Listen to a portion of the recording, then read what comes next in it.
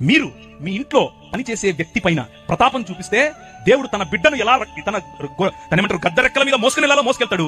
మీ జీవితం ఫరోలాగా కుప్పకూలుతుంది.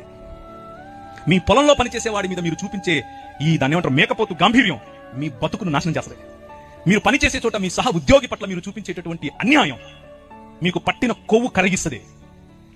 మీ సహ దైవ దాసుల పట్ల మీకు లేని గౌరవం, మీ సంఘంలో మీరు దేవుడు మిమ్మల్ని నాయకులుగా చేశాడు కనుక పాస్టర్లుగా చేశాడు ఏమనుకోకుండా నెక్స్ట్ టైం పిలవకపోయిన పనులా చెప్పేదే మీరు పాస్టర్లు అయినంత మాత్రాన సమాజంలో ఉన్న వారిని, సంఘంలోకి వచ్చే వారిని వారి మీద అజమాయిషీ చేస్తే ఫరోకు పట్టిన గతే.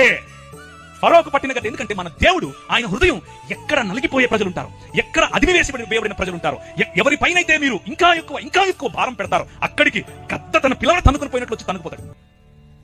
మన మూతి పళ్ళు రాలుతాయి, మన కొమ్ములు ఇరుస్తాయి. 10 రకాలైన దేవీ దేవతలను చూసుకుని నువ్వు ఎచ్చుకుపోతున్నావు కదా, నీ ఎచ్చులు ఎలా ఇంచాలో నాకు తెలుసు అని చెప్పి 10 రకాలైనటువంటి తెగుళ్ల ద్వారా వాడి నోరు మూసాడు. రాజ్య నిర్మాణం రా బయటికి అని అన్నాడు. ఎడారి గుండా తీసుకెళ్లి నీ సముద్రాన్ని దాటించి 40 సంవత్సరాలు వారి కొవ్వు వారి మదం ఇరిచి అణిచి ఒక రాజ్యం కట్టాడు. నేనే నీకు కింగ్ అని చెబితే వాళ్ళు అన్నారు, వద్దులయ్యా మాకు నువ్వు కనపడటం లేదు కానీ మాకు ఇంకొక రాజు కావాలి, నువ్వు కనపడతలేవు అన్నారు. ఏంటి మీకు ఇంకో రాజు కావాలా?